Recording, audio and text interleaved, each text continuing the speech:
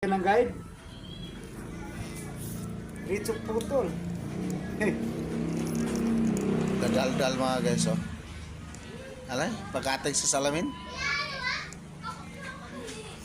Ayan, kay marehistro yan doon Ha? bro. Saan? Sakyan yan sa mga rehistrado dito. Anong sakyan eh? Buti yung ano nila. Magkating-kating rin sila salamin. Ikatin sila sa lamin. Wala na, matapos na ang sanlibutan natin. Ah, Matapos na kay ang sakuna, mga matay na ang mga tao.